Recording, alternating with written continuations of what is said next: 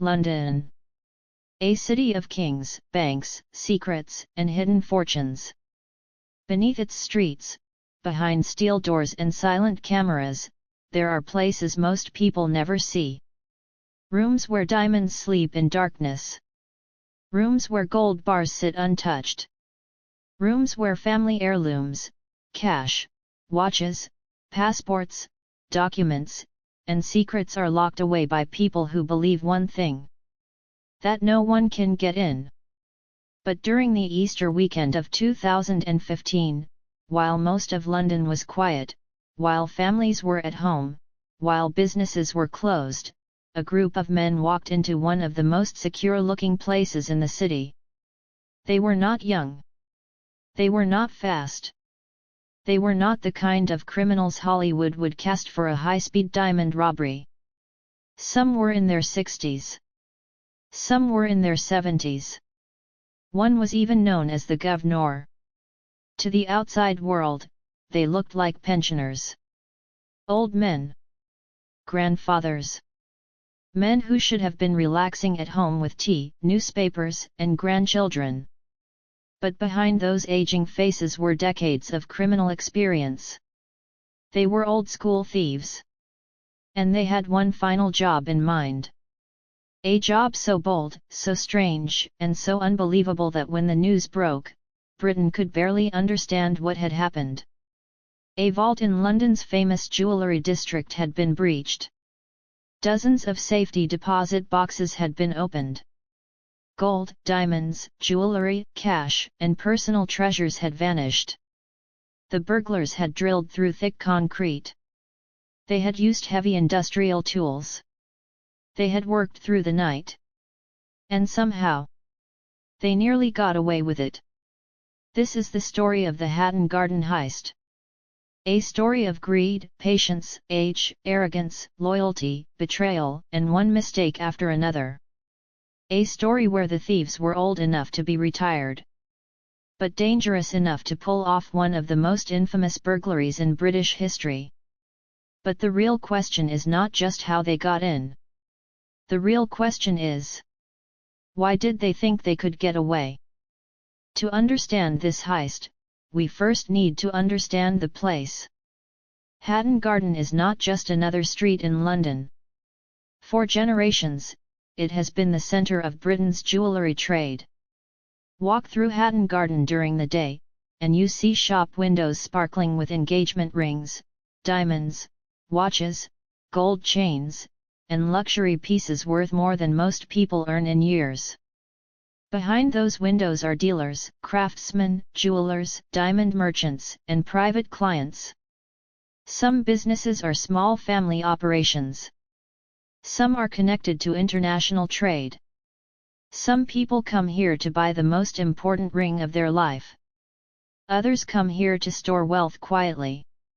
Hatton Garden has always had two faces. One face is bright, elegant, romantic. Diamonds under white lights. Couples choosing rings. Jewelers smiling behind glass counters. But the other face is hidden. Back rooms. Private deals. Locked boxes. Cash. Gold. Valuables that people want safe, but also discreet. And that is where Hatton Garden Safe Deposit Limited came in. The company offered safety deposit boxes. A place where customers could store valuables inside a basement vault. To many people, a safety deposit box feels safer than a home. Your house can be burgled. Your safe can be broken. Your jewellery can be stolen while you sleep. But a vault in central London in the jewellery district behind security systems, locks, doors, and cameras that feels untouchable. That feeling was exactly what customers trusted. Some stored diamonds. Some stored gold. Some stored cash. Some stored watches. Some stored family items that could never truly be replaced. But a vault does not only attract customers. It also attracts imagination. Because every criminal who understands value understands one thing. Where people store treasure, someone will eventually dream of stealing it. For most criminals, Hatton Garden would have been too risky, too central, too visible, too protected, too complicated. But the men behind this burglary were not ordinary criminals. They were patient. They were experienced. And above all, they were from a different era. The gang behind the Hatton Garden heist became famous for one reason before anything else: their age. When police and newspapers began revealing who they were, the public reaction was almost disbelief. These were not young masked robbers jumping over counters. These were not cyber criminals hiding behind laptops. These were men with gray hair, medical problems, and long criminal memories. But that was exactly what made the case fascinating. Because age did not mean innocence. These men had history. They were connected to Britain's old criminal world. A world of armed robberies, burglaries, stolen goods, cash jobs, and underworld contacts. They knew how to watch a building. They knew how to avoid obvious suspicion. They knew how to speak in code. They knew how to handle stolen property. They knew how to keep quiet. At least, they thought they did.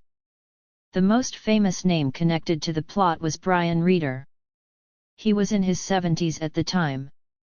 To younger criminals, he was not just an old man. He was a veteran. A man with a long reputation. A man who had lived through an era when British criminals were not online scammers or teenage gang members, but professional thieves who learned their craft over decades. Then there was Terry Perkins. Another aging criminal. Then Daniel Jones. Then John Collins. Then Carl Wood. Then William Lincoln. And later, another name would become important. A mysterious man known as Basil. For a time, Basil was almost like a ghost in the investigation. A man seen in connection with the job, but not immediately caught with the others. His real name was later revealed as Michael Seed. Together, these men looked like the strangest heist crew imaginable. But that was part of the deception. Nobody expects old men to be crawling through shafts and drilling vault walls. Nobody expects pensioners to plan a major burglary. Nobody expects slow-moving men with health problems to behave like professional thieves. And yet, the plan they created required patience, knowledge, and nerve. This was not a robbery done with guns. No one stormed into the vault while staff were there. No hostages. No shouting. No masks in front of customers. No getaway chase. This was a burglary. Quiet. Calculated. A job designed around time. The gang understood something very important. The Easter bank holiday weekend gave them a window. Businesses would close. Staff would go home. The streets would be quieter. People would assume nothing serious was happening. And inside that empty building, deep underground, the vault would be sitting in darkness. Waiting. Every great heist begins before the crime itself. Not with the first break-in. Not with the first alarm. Not with the first stolen diamond. It begins with observation. The gang needed to understand the building. They needed to know when staff left. They needed to know where the cameras were. They needed to know how to get inside without attracting too much attention. They needed to know how to reach the vault. And most importantly, they needed to know how to bypass the vault door. Because a vault door is designed to stop exactly this kind of attack. It is heavy. It is reinforced. It is made to resist cutting, drilling, and force. So the thieves chose another route. Instead of attacking the main door, they would reach the vault through the building and drill through the wall. That meant they needed serious equipment. Not a small household drill. Not a cheap tool from a garage. They needed an industrial drill powerful enough to cut through thick material. The tool later associated with the crime was a Hilti DD350, a heavy-duty diamond core drill. This was not something you slip into a pocket. This was large, heavy, noisy equipment. The kind of machine used on construction sites. And that brings us to one of the strangest images of the entire case. Old men, moving through a building at night, dragging wheelie bins full of equipment. Not glamorous. Not smooth. Not like a movie. But real crime is often like that. Awkward. Messy. Heavy. Sweaty. And full of problems. The plan was simple in theory. Get inside. Go down through the lift shaft. Reach the basement. Disable or avoid what security they could. Set up the drill. Cut through the vault wall. Enter the vault. Open as many safety deposit boxes as possible. Load the valuables into bags or bins. Leave before anyone fully understood what had happened. But between theory and reality, there is always a gap. And in that gap, mistakes happen. Still, as Easter weekend approached, the gang believed they had enough time. They believed London would be distracted. They believed the alarm system would not stop them. They believed the vault could be breached. And they believed their experience would carry them through. They were wrong about some things. But not about everything. Because once the weekend began, they really did get inside. Thursday, April 2, 2015. London was preparing for the Easter bank holiday weekend. For many people, it was the start of a long break. Businesses closed. Workers went home. Families made plans. The jewellery district grew quieter. At Hatton Garden safe deposit limited staff locked up. The vault was left behind, deep underground. To customers, their valuables were safe. To the gang, the opportunity had arrived. That night, CCTV captured men entering the building. They were not rushing like amateurs. They moved with purpose. They had equipment. They had wheelie bins. They had a plan. To anyone watching later, the footage would look almost unbelievable. A group of older men, dressed in workmanlike clothing, moving through one of London's most famous jewellery areas, preparing to break into a vault. They made their way inside and reached the lift shaft. The lift shaft was key. It allowed them access down into the lower part of the building. This was not comfortable. These were not young athletes. Climbing, carrying equipment, working in tight spaces, all of this would have been physically demanding. But they continued. Once inside, the gang reached the vault area. Then came the technical part. They needed to drill. The vault wall was thick. Around half a meter of reinforced material stood between them and millions of pounds worth of valuables. The drill had to be positioned correctly. The holes had to be made large enough. The work would take time. And it would make noise. But the gang had chosen their timing carefully. The building was empty. The streets were quieter. And if an alarm did sound, they were betting that response would be slow, confused, or ineffective. Then, shortly after midnight, something happened that should have changed everything. The alarm went off. Police were informed. This could have been the end. A patrol could have arrived. Officers could have checked the building. The men could have been caught inside with tools, equipment, and no excuse. But that did not happen. The alarm was not treated as requiring immediate police attendance. And the gang continued. This is one of the most shocking parts of the entire story. The vault was being attacked. A major burglary was underway. An alarm had been triggered. And still, the burglars had time. Time is the most valuable thing in a burglary. More valuable than the drill. More valuable than the disguises. More valuable than the plan itself. Because if you have time, you can solve problems. If you have time, you can keep working. If you have time, you can turn a failed attempt into a successful one.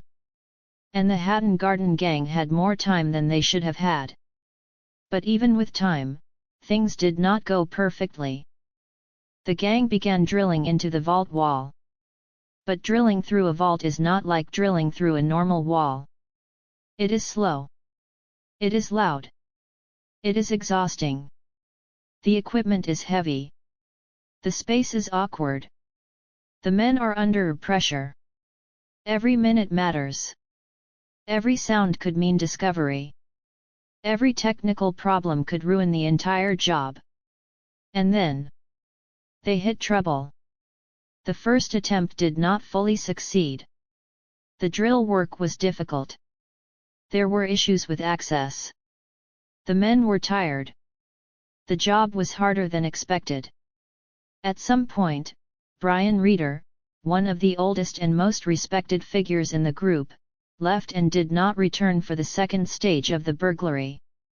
This detail has always added drama to the story.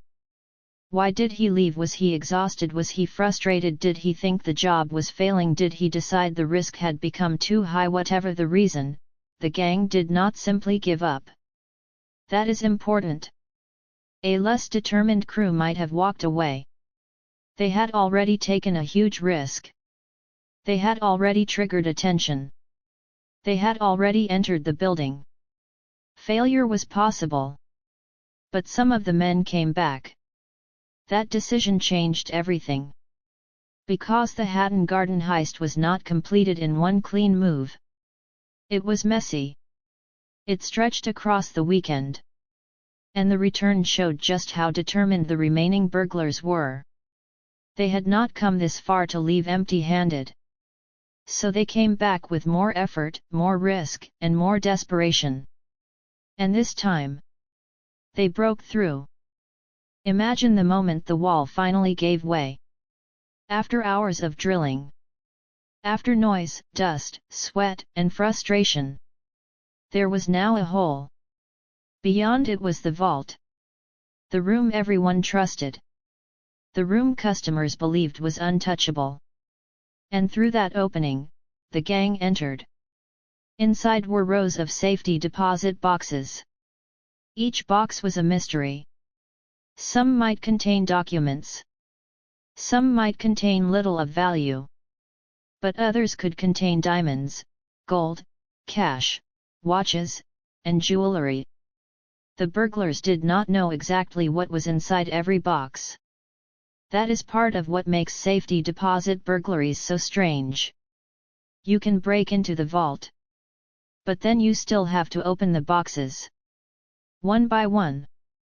Each box takes time. Each box might be disappointing. Each box might be life-changing. The gang worked through dozens of them. They forced them open. They searched. They removed valuables. They filled bags and containers. For the victims, these boxes were personal. This was not just bank money. This was not a faceless corporation losing numbers on a screen. These were individual people.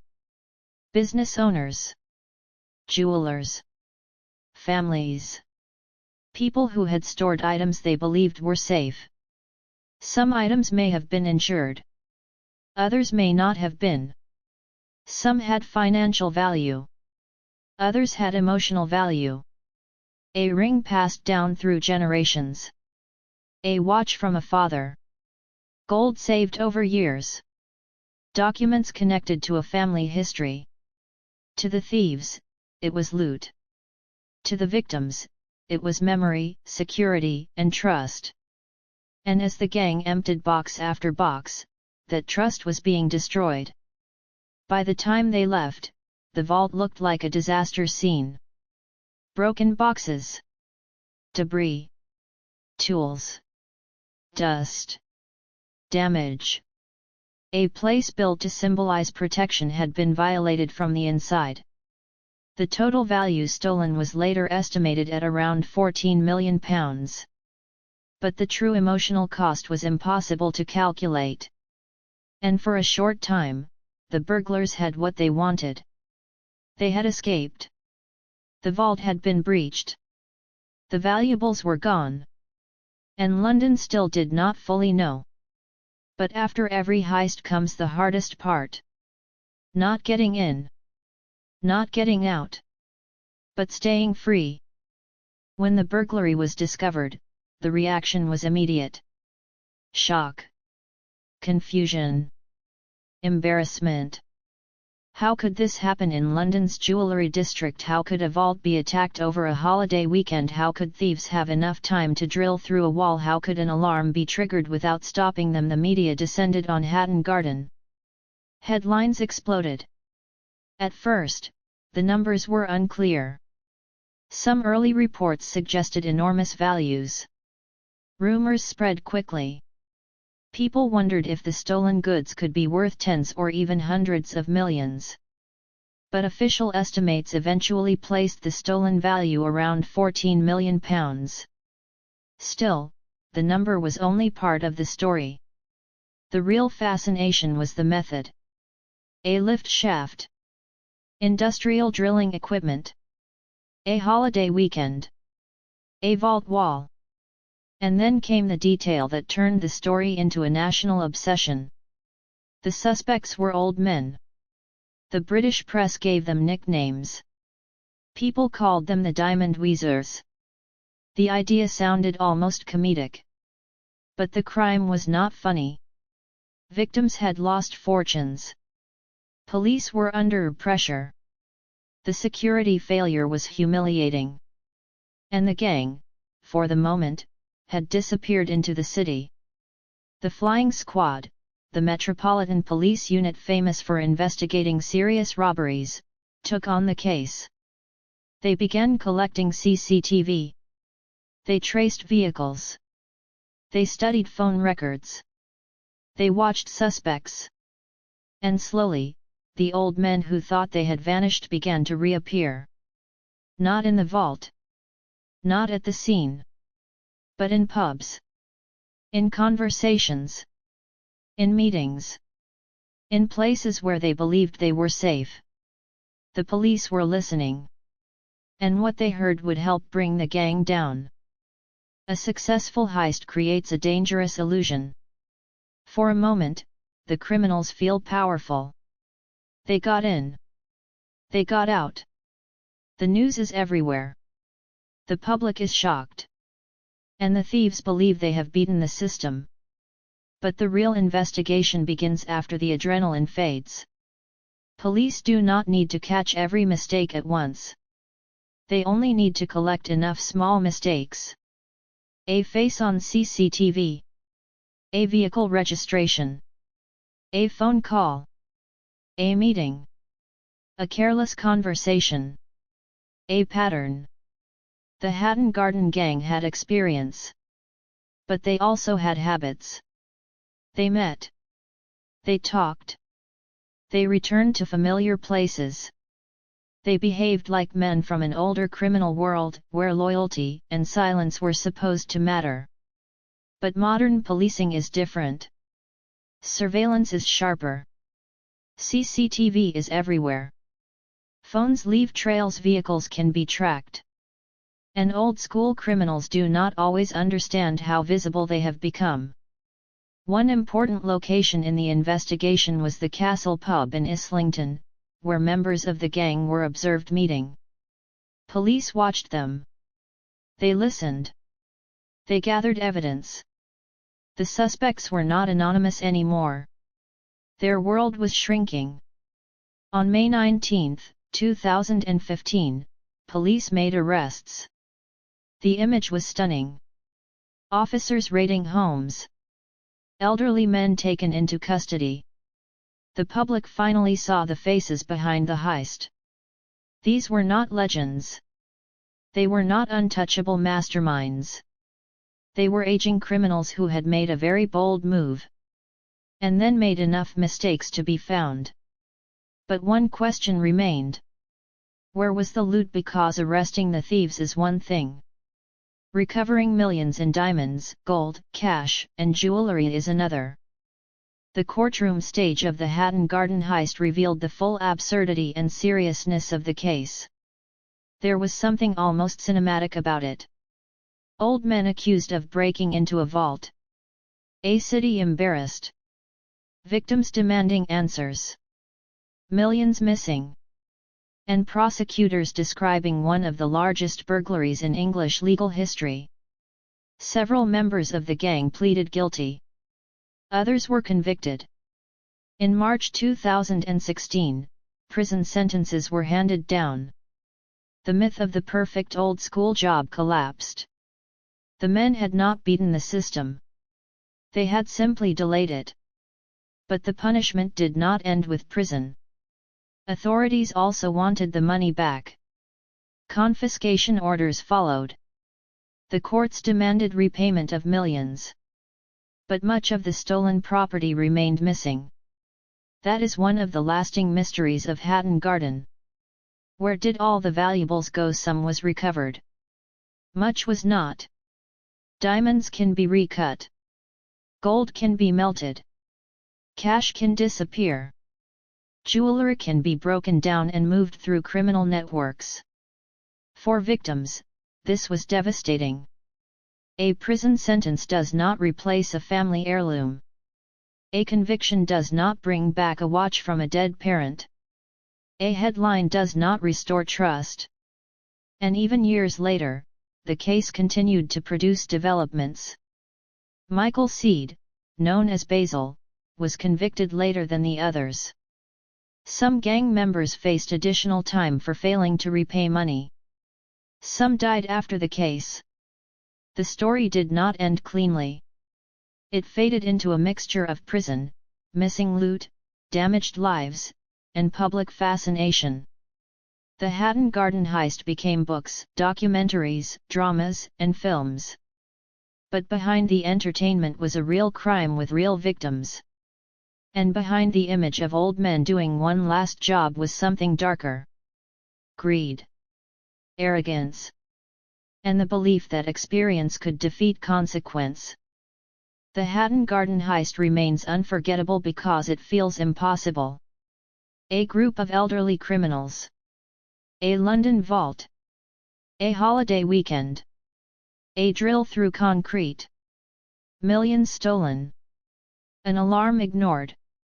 A gang that almost became legend. But in the end, the story is not just about how they got in. It is about what they forgot. They forgot that the world had changed. They forgot that cameras were everywhere. They forgot that phones tell stories. They forgot that old habits leave trails.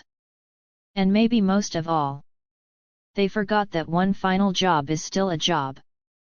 And every job leaves evidence. In the darkness beneath Hatton Garden, they found a way into the vault. But once they came back into the light, there was no way out. This was the Hatton Garden heist. The crime where old men broke into a London vault. And proved that even the most experienced thieves can make the oldest mistake of all. Believing they are smarter than everyone else.